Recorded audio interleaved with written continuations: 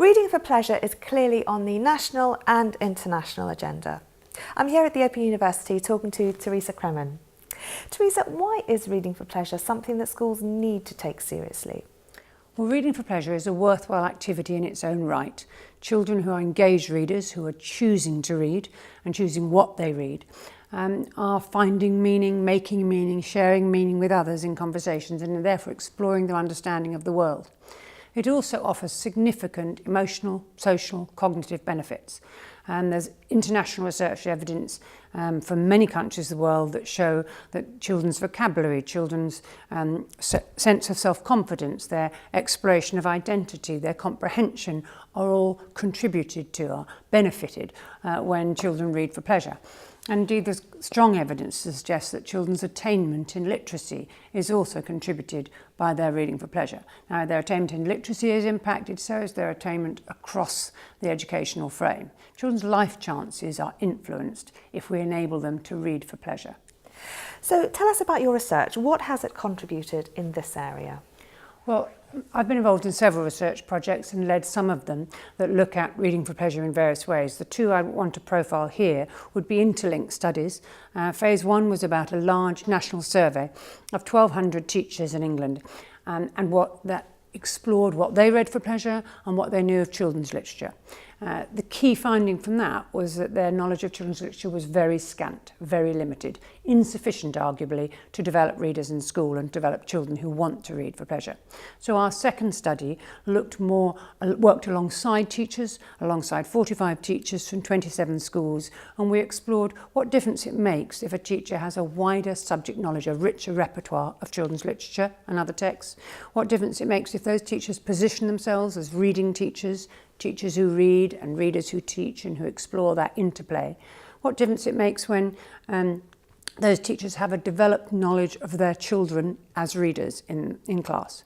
And the findings also suggested that a significant taking responsibility for a reading for pleasure pedagogy was also impactful on young people's attainment in reading, but also their pleasure in reading.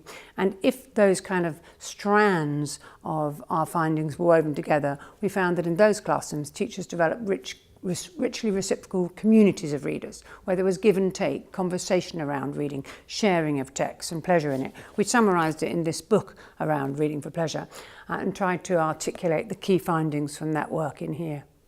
Now, you've used some very interesting methods as part of this research, often positioning teachers as students, encouraging them to read and be read to and share that experience.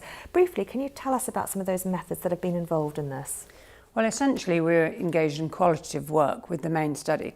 And so we're engaging teachers as readers themselves, inviting them to position themselves as readers and then reflect upon their reading lives, their practices at home, in school, the kinds of things they like to read, the kinds of people they wanted to talk to about their reading. We wanted the teachers to move beyond a book-bound culture and recognise that we all of us, read every day in multiple ways, and we also choose, many of us as readers, to make time and space to read perhaps literature or perhaps on the net about researching a holiday trip we're going on. And so we asked the teachers to engage in those kinds of reading activities, their reading activities, and then to hold a mirror up to those practices and behaviours and say, what might be the consequences of me understanding more about the children as readers and recognising the influence of texts, context, diversity in reading. And so we interviewed the teachers, we tracked the teachers' journeys across a year. We were 5 different groups: Birmingham, Barking and Dagenham, Kent, Suffolk and Medway were the local authorities involved at the time.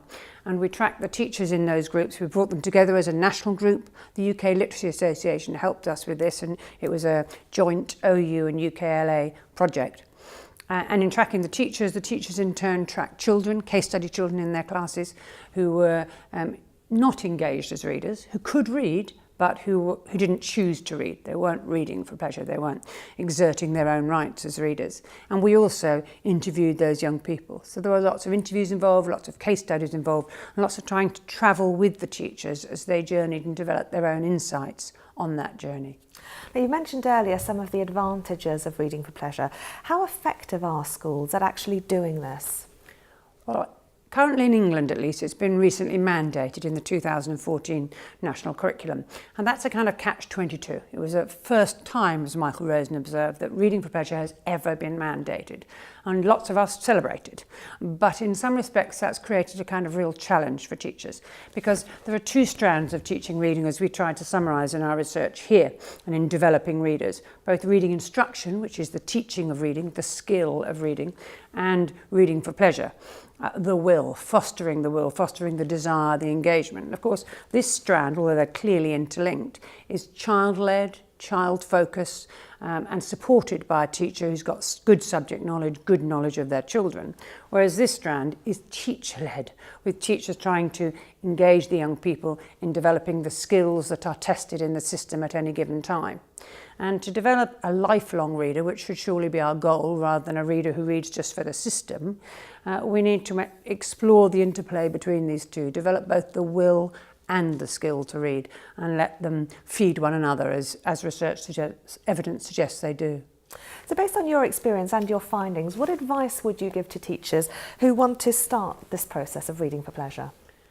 Well, I would say really all schools are already engaged in that process, but to progress their journeys as readers, we've set up in the OU a website based upon this research and indeed other research, which tries to offer teachers and schools not exactly a specific route map, but a multiple number of tools through which they could create a route map for their own journeys as readers and indeed as teachers and as young people. So we've got on the site, for example, we've got review your practice documents related to the whole school, but also related to, for example, if I was a teacher wanting to review my knowledge of children's literature, what's it like? What do I need to develop? Do I need to know more about poets, or do I need to know more about children's picture fiction creators, for example? We've also got practical classroom strategies, so ideas, things you might do tomorrow to begin to build those communities of readers, or read aloud in a different way that enables young people to find pleasure in it. We've also got mini research documents, so summaries of the key findings in these areas that folk can read, so that their practice could be research informed rather than just taking another activity to do, as it were, trying to weave perhaps a more research informed journey forwards rather than simply identifying another book week activity or another potentially tokenistic reading corner that nobody actually uses. So I would say have a visit to the site. Indeed, it's actually a user community site. So at the moment we've got around 90, I think, examples of teachers' practice, where teachers we've been working with have uploaded examples of their practice to the site, and they've shared things that they've done, engaged in, and the impact that the activities they've engaged in under a strand, say independent reading time, how they might have revamped independent reading time based on the evidence, and then what the impact of that revised independent reading time has been on their youngsters. So I really recommend having a go at the site, looking and joining us. It's a give and take site. It's a site for the profession, by the profession, and we'd welcome colleagues to join us and share their practice on it. Teresa Kremen, thank you very much. Thank you.